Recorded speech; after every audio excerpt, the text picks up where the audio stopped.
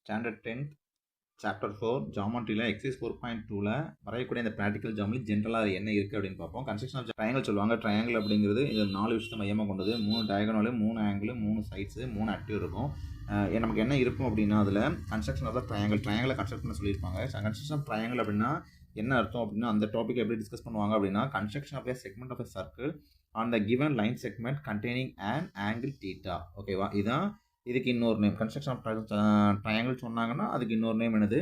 Construction of an segment of a circle on a given line segment containing an angle theta. ஓகேவா, இதை construct பண்ணுறதுக்கு alternative segment தியரத்தை use பண்ணுவோம். Alternative segment theorem அப்படின்னா என்ன அப்படின்னா the angle between chord and tangent is equal to the angle in the alternative segment. ஓகேவா, என்ன பண்ணியிருப்போம், ஒரு சர்க்கிள் இருக்கும், அதில் உள்ள கார்டு இருக்கும், அந்த கார்டோட சேர்ந்து ஒரு டீட்டா ஃப்ரேம் பண்ணும். அந்த டீட்டா தான் என்ன சொல்லுவாங்கன்னா செக்மெண்ட் ஆஃப் த சர்க்கிள். இதுக்கு நேரம் ஆப்போசிட்டில் உள்ள இந்த சர்க்கிள் பேர் ஆல்டர்னேட்டிவ் செக்மெண்ட் அப்படின்னு அர்த்தம். இது இந்த டீட்டாங்கிறது இதுக்கு ஈக்குவலாக இருக்கும் அப்படின்னு அர்த்தம். இதுதான் கான்செப்ட். ஓகேவா, நம்ம இதை கன்ஸ்ட்ரக்ஷன் ஆஃப் ஜாமெட்ரி அப்படிங்கிற பேரில் வரைகிறதுக்கு 3 ஸ்டெப்பை ஃபாலோ பண்ணுறோம். Step 1, step 2 and step 3. இந்த ஸ்டெப் 1, ஸ்டெப் 2 அப்படிங்கிறது எல்லா சம்முக்குமே காமன் தான். ஓகேவா, எக்ஸைஸ் சம்முக்கும் எக்ஸாம்பிள் சம்முக்கும் எல்லாத்துக்கும் காமன். அதில் ஃபஸ்ட் என்ன பண்ணுவோம் அப்படின்னா பேஸு கொடுத்துருக்கிற லைன் செக்மெண்ட்டை வரைவோம். ரெண்டாவது வெர்டிக்கல் ஆங்கிள் அப்படின்னா ரைட் ஆங்கிள் 90 டிகிரி.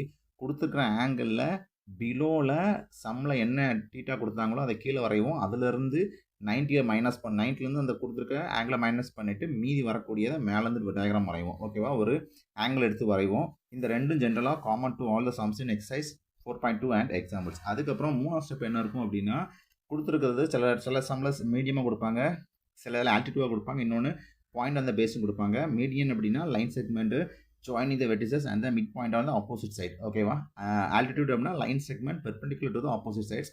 அதுக்கப்புறம் பாயிண்ட் ஆன் த பேஸ் அப்படிங்கிறது பைசெக்டாராக கொடுப்பாங்க. Bisector angle a on the with the point on the segment line segment அப்படின்னு இருக்கும். இதான் என்னது தேர்டு. இந்த ரெண்டையும் இணைச்சி வரக்கூடிய அந்த ஷேப் வந்து உள்ளே பார்த்தீங்கன்னா ட்ரையாங்கிளாக இருக்கும். நம்ம நார்மலாக அதான் என்னன்னு சொல்லுவாங்க அப்படின்னா the measure of ACP is a required segment of the circle containing angle theta. அதை இன்னொன்று என்ன சொல்லுவாங்கன்னா நம்ம required triangle A plus A, B and Cன்னு சொல்லுவாங்க. ஓகேவா.